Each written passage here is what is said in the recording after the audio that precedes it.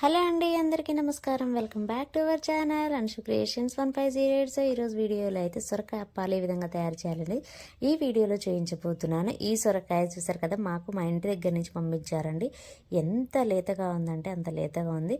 So లేత సొరకాయతో అప్పాలు చేస్తే ఆ టేస్ట్ కూడా సూపర్గా ఉంటుంది, తెలుసు కదా. సో ఇక్కడైతే ఒక సొరకాయని తీసుకొని ఈ విధంగా పీలాప్ చేసుకోవాలి. లేత సొరకాయ కాబట్టి పీలాప్ చేయకపోయినా పర్వాలేదు, ఎందుకంటే చాలామంది పొట్టుతో కూడా చేసుకుంటూ ఉంటారు.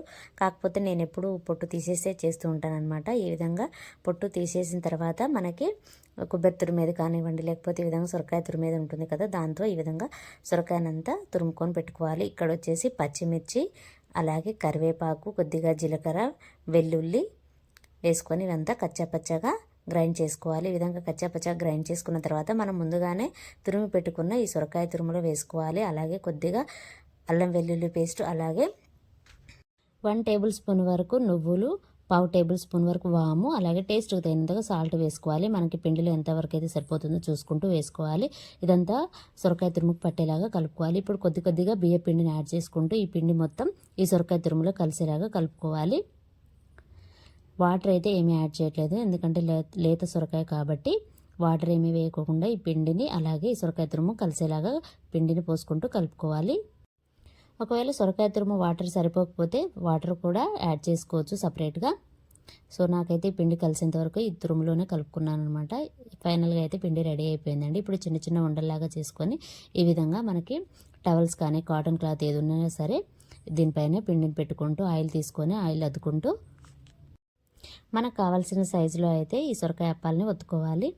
చాలా ఈజీగా ఉంటుంది. మీరు కావాలంటే పూరి ప్రెషర్ ఉన్నా సరే దానిపైన కూడా కవర్ పెట్టి ప్రెస్ చేసుకోవచ్చు. పలసగా కావాలంటే అలా కూడా ట్రై చేయొచ్చు. నేనైతే చేత్తోనే చేస్తున్నాను. ఈ విధంగా చేసుకున్న తర్వాత మరుగుతున్న ఆయిల్లో వేసుకోవాలి. మీరు కావాలంటే ఇందులో పచ్చి ఆనియన్స్ వేసుకున్నా కానీ టేస్ట్ చాలా బాగుంటుంది.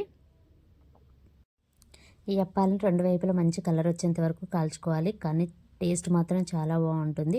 అలాగే వేడివేడిగా తింటే చాలా బాగుంటాయి. ఇవి ఏంటంటే సొరకాయ అప్పాలు గట్టిగా అయితే అంత టేస్ట్గా ఉండవు. సో అప్పటికప్పుడు చేసుకొని తింటే మాత్రం చాలా బాగుంటాయి.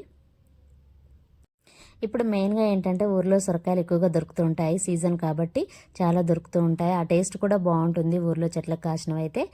సో అలా మెయిన్గా కట్టెల పొయ్యి మీద చేసుకొని తింటే ఆ టేస్ట్ కూడా చాలా బాగుంటుంది.